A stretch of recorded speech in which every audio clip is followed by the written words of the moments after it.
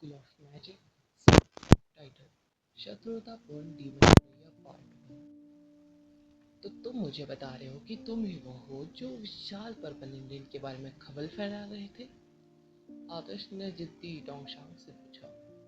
यह सही है, मैंने खबर फैलाई। बेशक मुझे उम्मीद नहीं थी कि हिलमैन आएंगे, मैं बस सच कह रहा था। हर कोई जानता है कि ये विशाल पर्पल इंडियन कितने मूल्यवान है। हंटर को खुद ही जोखिम उठाना होगा। डोंगशांग ने घोषणा की। उसने इसे गुप्त रखने की जहमत नहीं उठाई। भाड़ में जाओ तुम। आदर्श ने अपना पैर उठाया और टांग टोंगशांग के पेट में लात मारी। टोंगशांग एक सरकारी अधिकारी था। उसे लगता था कि ईशान और उसके आसपास खड़े कुछ कैप्टनों के साथ वह पूरी तरह से सुरक्षित है। उसे आश्चर्य हुआ कि आदर्श अभी भी इतना साहसी था कि उसे सीधे पेट पर लात मार दी। टोंगशांग उड़ गया। उसकी ठोड़ी पास के पेड़ की मजबूत जड़ से जोर से टकराई। उसका एक दांत टूट जाने के कारण उसका मुंह खून से भर गया था। कुलून क्रोधित हो गया। उसने कुछ देर तक आदर्श की तरफ उंगली उठाई और बोला, तुम क्या कर रहे हो? दूसरे कैप्टनों ने तुरंत आदर्श को घेर लिया और उसे घूरने लगे। सरकार के लिए काम करने वाले मैजिशियन जल्दी से टोंगशांग के पास गए और उसे उठाने में मदद की। टोंगशांग ने अपने चेहरे पर लगे खून को पोंछा और उसकी आंखों में एक भयंकर भाव था। उसने लोगों को दूर धकेला और उसी स्थान पर वापस आ गया। उसने ठंडे स्वर में कहा, आदर्श, मैं तुम्हारी लात स्वीकार करूंगा क्योंकि मैंने गलत निर्णय लेने के कारण अपने कर्तव्यों की उपेक्षा की है, जिसके कारण अनावश्यक मौतें हुई। हालांकि अगर तुम मुझे रोकने पर अड़े रहे तो मैं तुम्हारे साथ नरमी नहीं बरतूंगा। भले ही तुम वर्ल्ड कॉलेज टूर्नामेंट में फर्स्ट आए हो, भले ही तुम प्राचीन राजधानी के नायक हो, मैं कोई दया नहीं दिखाऊंगा। टोंगशांग ने हाथ हिलाकर सैनिकों को पीछे हटने का संकेत दिया। एक सरकारी अधिकारी से यही उम्मीद की जाती है। आपकी गलती के कारण इतने सारे लोगों की मौत हो गई है, फिर भी आपको लगता है कि आप बस एक सॉरी कहकर इसे भूल सकते हैं? तमन्ना भी टोंगशांग के रवैये से पूरी तरह नाखुश थी। हाँ, तुम कौन हो जो मिस्टर टोंग पर उंगली उठाने की हिम्मत कर रही हो? टीटू ने झपट्टा मारा। वह कुलून की ओर मुड़ा और बोला, चाचा, तुम मिस्टर टोंगशांग की तरफ हो, है ना? ठीक है, मुझे पहले मैजिक एसोसिएशन के एल्डर्स के साथ इस पर बात करनी होगी, कुलून ने टाल दिया। कुलून यंताई के मैजिक एसोसिएशन का प्रतिनिधि था। वह वास्तव में मदद करने में काफी दिलचस्पी रखता था। जैसा कि कहावत है, ज्वार बढ़ने पर नाव ऊंची तैरती है। यदि शहर विकसित होने में सक्षम था तो यह अधिक प्रतिभाओं को आकर्षित करेगा, जिससे मैजिक एसोसिएशन को भी फायदा होगा।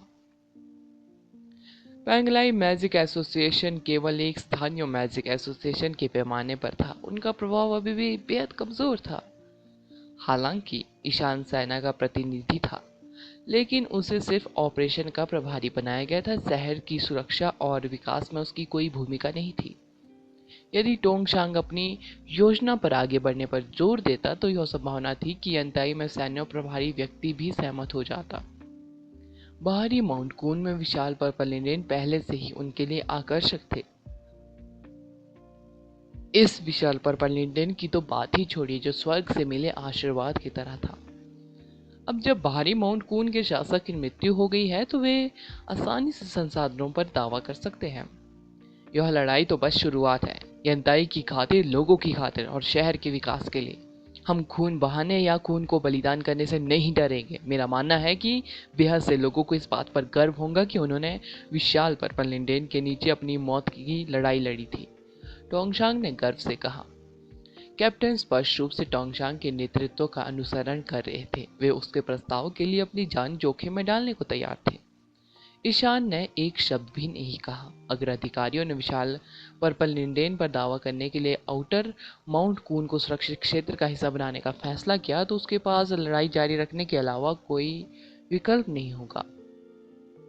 आदर्श टोंगशांग जैसे सरकारी अधिकारी के लिए कुछ नहीं कर सकता था, भले ही उसने काउंसिलमैन मिस्टर राजेश या चेयरमैन आदित्य से मदद मांगी हो, लेकिन यह असंभव था कि वे अधिकारियों को शहर के संभावित उज्जवल भविष्य को छोड़ने के लिए मना सके, जो वे छोटे जोखिम उठा रहे थे। भले ही कई हंटर मर गए थे, वे सभी स्वेच्छा से आए थे।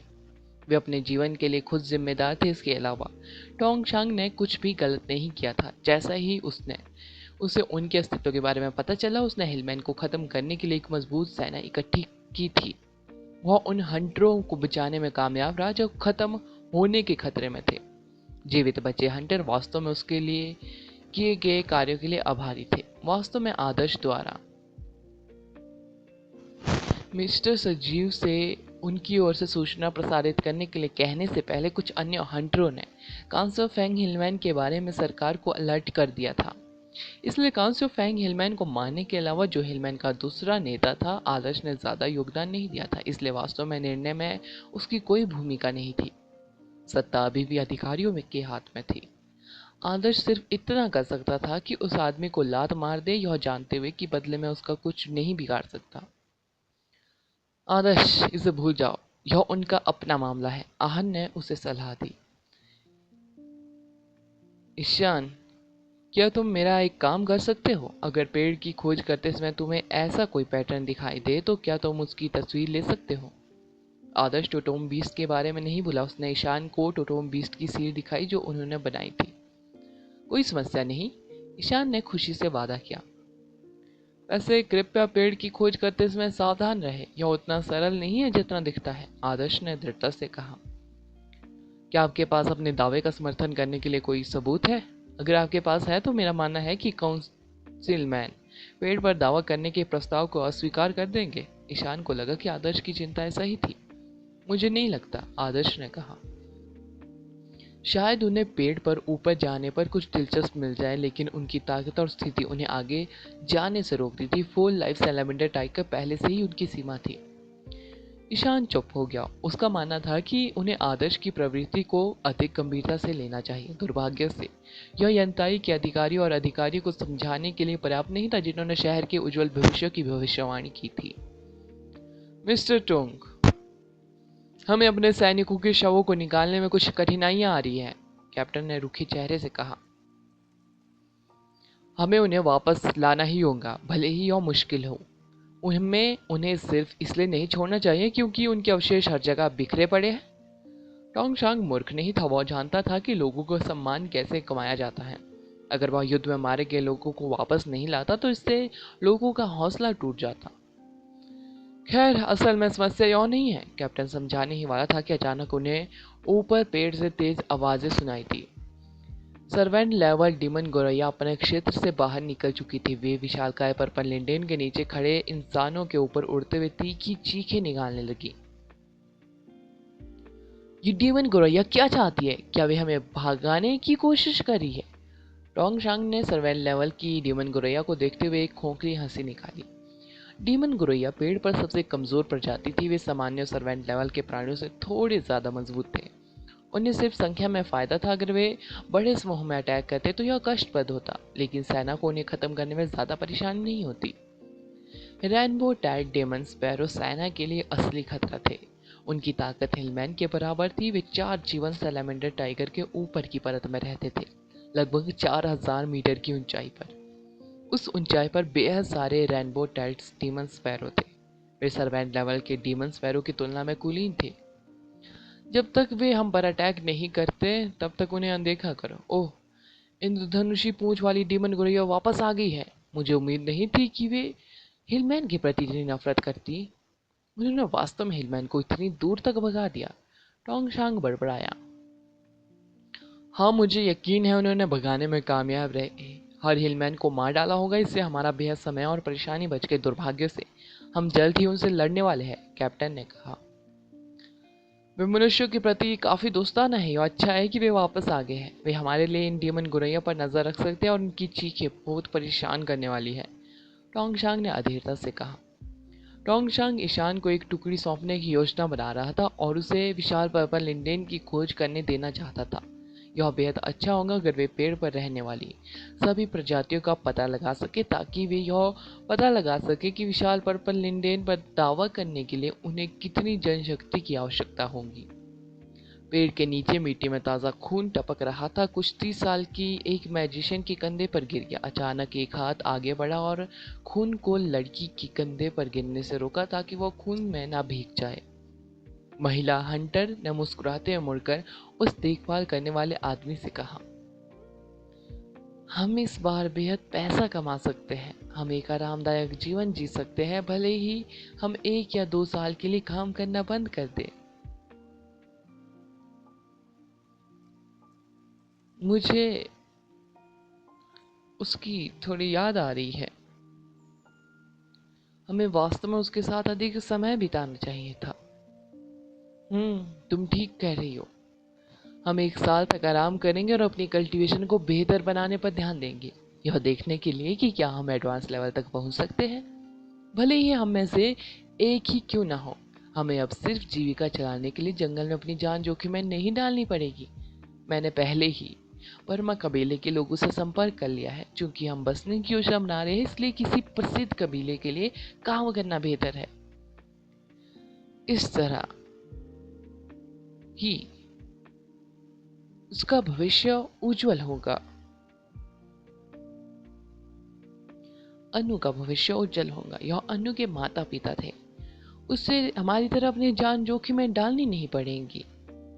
अनु के फादर मुस्कुराए। महिला ने भारी स्वर में कहा। वो बोलने ही वाली थी कि तभी उसे पास में चहचहाट की आवाज सुनाई दी। वह तुरंत सावधान हो गई और उसने चारों ओर देखा। जब उसने पाया कि वह इंद्रधनुषी पूंछ वाली डेमन गोरैया थी जो अपने शिकार से वापस आ गई थी, तो उसने राहत की सांस ली। ये वे ही है, उन्होंने इस बार हम पर बेहद बड़ा उपकार किया है। महिला हंटर किंग शू ने मुस्कुराते हुए कहा, मुझे याद है कि अनु के पास भी एक पालतू गुरैया है। वे वास्तव में हमारे शुभ चिंतक है। किंग शू ने इंद्रधनुषी पूंछ वाले डेमन गुरैया को धीरे धीरे नीचे उतरते देखा। उसने अपना हाथ आगे बढ़ाया और डेमन गुरैया के प्रति अपनी मित्रता व्यक्त करने के लिए बिस्किट का एक टुकड़ा पकड़ा दिया। इंद्रधनुषी पूंछ वाली डेमन गुरैया किंग शू से 2 मीटर से भी कम दूरी पर थी। उसने अचानक अपने पंख फड़फड़ाए और हवा का एक झोंका आया जिसने किंग शू को जानलेवा तरीके से काट डाला। सावधान! डोंगजिया ने जैसे ही खतरे को भांप लिया, उसने तुरंत किंगशू की रक्षा के लिए एक लाइट अवरोध का निर्माण किया। किंगशू डर के मारे कुछ कदम पीछे हट गई। सौभाग्य से लाइट बैरियर समय पर दिखाई दिया था, न था हवा का झोंका उसे चीर कर निकल जाता। किंगशू पूरी तरह से भ्रमित थी। इंद्रधनुषी पूंछ वाली डीमन गुरैया उस पर अटैक क्यों कर रही थी, जबकि वे हमेशा उनके प्रति दोस्ताना व्यवहार रखते थे। क्या उसने कुछ ऐसा किया था जिससे डीमन गुरैया गुस्सा हो गई थी? School of magic season 2 title soul twisting melody broken in अर्थ।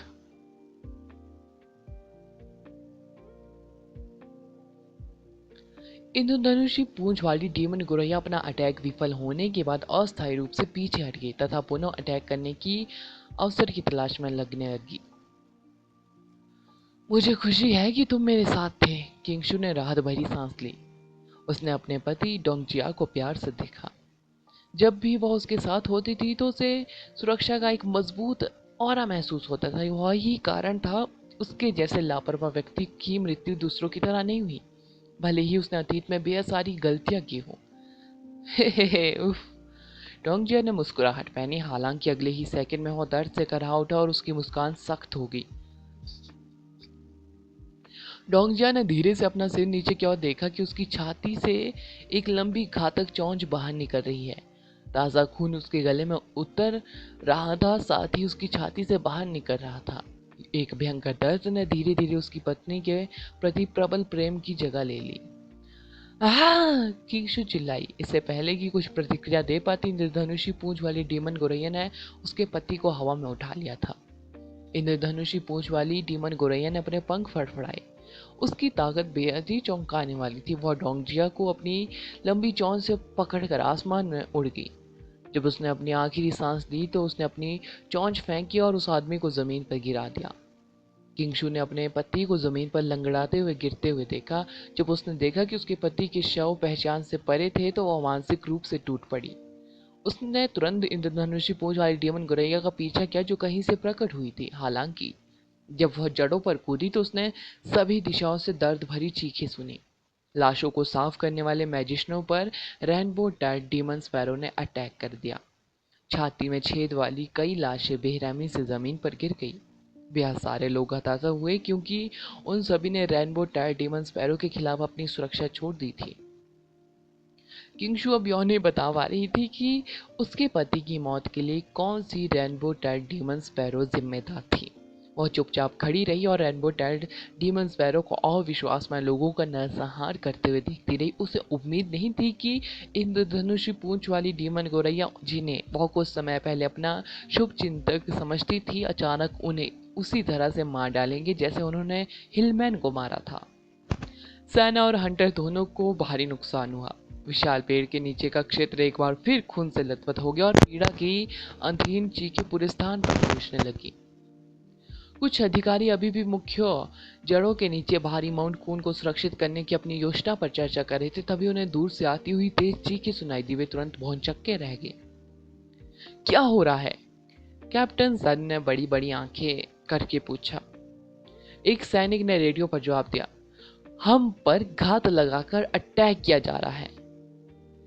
क्या ये वे नीच राक्षस गौरैया है? इतनी हिम्मत है इनकी, हम उन पर कोई दया नहीं दिखाएंगे। टोंगशांग ने खून की आंखें निकाली।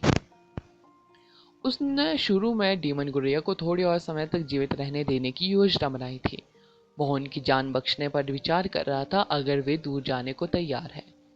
उसे उम्मीद नहीं थी कि डीमन गौरैया उन पर अटैक करने की पहल करेंगे। ऐसा लग रहा था कि अब उसे उन सभी को मारना होगा। यह इंद्रधनुषी पूंछ वाली डीमन गौरैया है। इंद्रधनुषी पूंछ वाली डीमन गौरैया हम पर अटैक कर रही है। सैनिक चिल्लाया। यह इतनी तेज था कि हर कोई सुन सकता था। ईशान, कैप्टन संग, टोंगशांग और कुलून दंग रह गए। वे जल्दी से एक ऐसे स्थान पर गए जहां से दृश्य स्पष्ट दिखाई दे रहा था।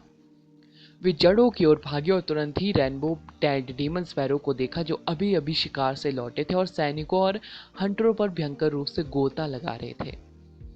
हर कोई अपने गिरे हुए साथियों की लाशें और डीमन प्राणियों से लूट का माल वापस लाने में बिजी था। रेनबो टाइड डीमन स्पैरो उस लड़ाई में उनके सहयोगी थे जो अभी अभी खत्म हुई थी। उन्होंने लड़ाई के दौरान एक भी इंसान पर अटैक नहीं किया था, इसलिए सभी ने मान लिया कि वे मित्रवत है। उन्होंने रेनबो टाइड डीमन स्पैरो पर ज्यादा ध्यान नहीं दिया। तब भी जब वे उनके आसपास उड़ रहे थे, उन्हें आश्चर्य हुआ कि ये डीमन स्पैरो हिलमैन से भी ज्यादा खतरनाक थी। उनके पंजों और चोंचों से अनगिनत लोग पहले ही मर चुके थे। पिछली लड़ाई में भाग खून सूखने से पहले ही पूरे स्थान पर ताजा खून फैल गया था। विशालकाय पर्पल लिंडेन के नीचे का क्षेत्र एक बार फिर लाल रंग में रंग चुका था। आखिर क्या हो रहा है? इंद्रधनुष पूंछ वाली डीमन गौरैया हम पर अटैक क्यों कर रही है? अरे तुम सब किस बात का इंतजार कर रहे हो? जो अभी अटैक करो। दूसरा दल खत्म हो गया। सलाहकार, सातवां दल भी मर चुका है। वे डीमन गौरैया भी अपनी चाल चल रही है। उनकी संख्या बेहद ज्यादा है। डीमन गौरैया ने पेड़ के नीचे की पूरी जगह को भर दिया था। यह डीमन गौरैया अपने लक्ष्यों पर गोता लगाने में एक्सपर्ट थी।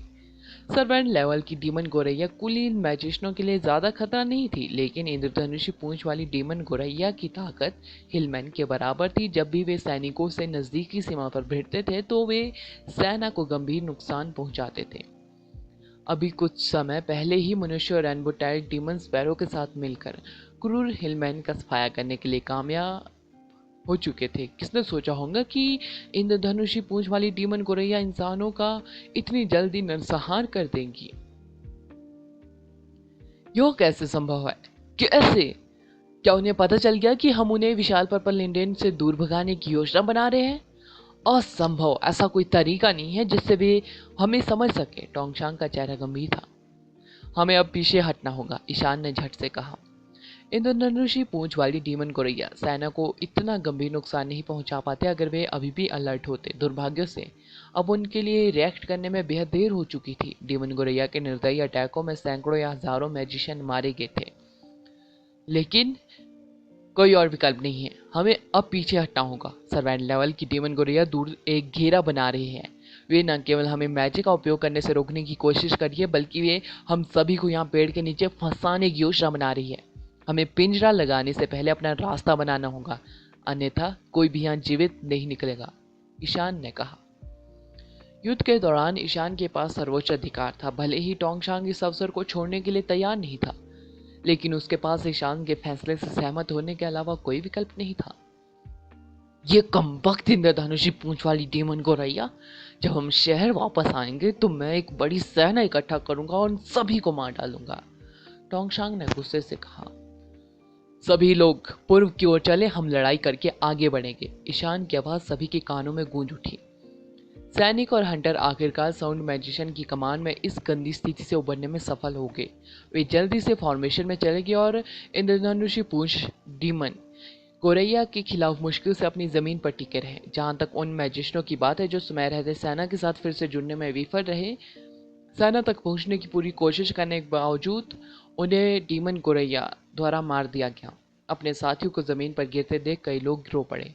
यह एक बड़ी जीत थी, लेकिन इसका अंत इस तरह क्यों हुआ? भारी नुकसान झेलने के बाद सैनिक और हंटर ईशान की कमान में फिर से इकट्ठे हुए। उन्होंने लगातार हवा में अपने स्पिलों को फायर करके जवाबी अटैक किया, जिससे बड़ी संख्या में इंद्रधनुषी पूंछ वाली डीमन गोरैया मारे गई। दुर्भाग्य से स्थिति बेहद ही एक तरफा थी। उन्हें तुरंत पीछे हटना पड़ा। आत्मा को झकझोर देने वाली साउंड, इनर अर्थ। ईशान ने अपनी सांसों में बड़बड़ाया। उसके द्वारा बनाया गया प्रत्येक स्वर मौत की ढोल की तेज धड़कन जैसा था। उत्पन्न ध्वनि सीधे इंद्रधनुषी पूंछ वाले डीमन गोरैया के मांस में घुस गई और उनकी आत्माओं को दो टुकड़ों में तोड़ दिया। ईशान ने शायद ही कभी आत्मा को झकझोर देने वाली धुन का इस्तेमाल किया हो। हालांकि यह देखने के बाद कि कैसे हर कोई उसके आसपास मरता रहता है, उसने गुस्से में घातक धुन बजाई, भले ही इससे उसकी आत्मा को नुकसान पहुंचे। ब्रोकन इन अर्थ की धुन ने क्षेत्र की हर एक आवाज को दबा दिया। ऐसा लगा जैसे मौत के अनगिनत दूतों की काली उपस्थिति हवा में चक्कर लगा रही हो। मैजिक का क्षेत्र अविश्वसनीय रूप से विशाल था। इंद्रधनुषी डीमन स्पैरो ने अपना संतुलन खोना शुरू कर दिया जैसे ही वे घातक धुन की चपेट में आए, मानो वे नशे में थे। एक पल बाद उनकी आंखों, मुंह और कानों से खून बहने लगा, जैसे कि शैतानों ने उनकी आत्माओं को काट लिया हो। वे आसमान से गिरे और जमीन पर जोर से टकराए। इंद्रधनुषी पूंछ वाली डीमन गोरियां आसमान से बारिश की तरह बरसने लगी। अविश्वसनीय स्पेल ने सेना को कुछ राहत प्रदान की थी। सैनिकों और हंटरों को उम्मीद नहीं थी कि ईशान के पास ऐसी आश्चर्यजनक शक्ति होगी। आत्मा को झकझोरने वाला राग एक विनाशकारी सुपर स्पेल जितना शक्तिशाली था। बेहद बढ़िया ईशान, कैप्टन सन और टोंगशांग ने चिल्लाकर कहा। आत्मा को झकझोर देने वाली धुन ने कई इंद्रधनुषी पूंछ वाली डीमन गोरैया को मार डाला था। यह मनुष्यों के लिए पूरी तरह से संतोषजनक था। इसने इंद्रधनुषी पूंछ वाले डीमन गोरैया को मनुष्यों के साथ खिलवाड़ करने के बारे में एक बड़ा सबक सिखाया होगा। ईशान ने सोल ट्विस्टिंग मेलोडी खत्म करने के बाद एक गहरी सांस ली। हमला बेहद प्रभावी था, लेकिन यह स्थिति पर काबू पाने के लिए पर्याप्त नहीं था। उसने अपने दांत भींच लिया और फिर से वही मैजिक करने के लिए धीमी आवाज में बुदबुदाने लगा। ईशान, ऐसा मत करो। एक महिला कैप्टन ने तुरंत इसके खिलाफ सलाह दी। कोई और चारा नहीं है, मैं उन्हें मरते हुए नहीं देख सकता। ईशान ने सलाह नहीं मानी। उसने धुन बजाने पर जोर दिया। हालांकि उसे तुरंत अपनी आत्मा पर गहरा आघात महसूस हुआ। बेहद से साउंड मैजिशियन लगातार सोल ट्विस्टिंग मेलोडी बजाने की हिम्मत नहीं कर पाते। यह आत्महत्या करने से अलग नहीं था। अचानक आसमान से एक लंबी नुकीली शाखा नीचे आई। कोई कुछ समझ पाता उससे पहले ही वह जमीन पर आ गिरी। पेड़ इतना बड़ा था कि उसने आसमान के एक बड़े हिस्से को ढक रखा था। सेना ने अभी तक अपने विशाल छाया को नहीं छोड़ा था। शाखा एक घातक भाले की तरह थी, जिसे स्वर्ग से किसी देवता ने फेंका था। यह ऊपर से ईशान में घुस गया। ईशान! महिला कैप्टन फूट फूट कर रोने लगी और पीड़ा से चीखने लगी। शाखा को तेजी से हटाया गया और ईशान को भी अपने साथ ऊपर उठा लिया गया। सभी ने तुरंत ऊपर देखा, लेकिन ईशान का कोई निशान नहीं था, सिवाय उसके खून की कुछ बूंदें और उनके चेहरों पर गिर रही थी। तुरंत ही उनके मन में एक भारी डर भर गया। अभी क्या हुआ? क्या बकवास थी? उस चीज ने ईशान को चाकू मार दिया था और पलक झपकते ही उसे घसीटकर पेड़ पर ले गया था। उसने उनकी सेना के भावनात्मक समर्थन को इतनी आसानी से खत्म कर दिया था। आखिर उसकी मौत कैसे हुई? ईशान के पास खड़ी महिला कैप्टन ने कभी भी अपनी नजर पेड़ से नहीं हटाई। जब वे पहली बार वहां पहुंचे तो महिला कैप्टन ने जैसे ही अपनी नजर शानदार पेड़ पर डाली, प्रकृति की सुंदरता पर आश्चर्यचकित हो गई। उसने कभी नहीं सोचा था कि वह इतनी जादुई चीज देख पाएंगी। आसमान को ढकने वाला एक विशाल पेड़ जो स्वर्ग को छूने के लिए काफी ऊंचा था। लेकिन अब जब उसने एक बार फिर उस विशाल पेड़ की ओर देखा तो वह डर से कांप उठी। उसका शरीर हिंसक रूप से ऐंठन महसूस कर रहा था। अगला एपिसोड जानने के लिए बने रहे मेरे इस चैनल के साथ। Thank you. जिसने मुझे हैप्पी रक्षाबंधन कहा है उनके लिए भी happy Rakshabandhan to you brothers.